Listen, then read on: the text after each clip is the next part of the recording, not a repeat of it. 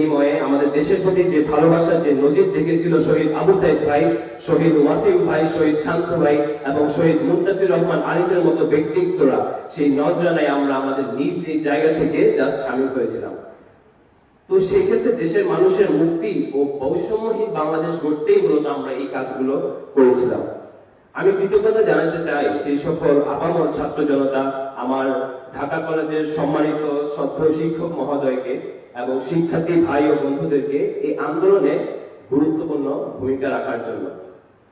আমরা এখন পড়ার টেবিলে ফিরে গিয়েছি এবং পড়ার টেবিলে মনোনিবেশ করেছি, সেই বিষয়টা আমাদের এখন থেকে মনে রাখা দরকার।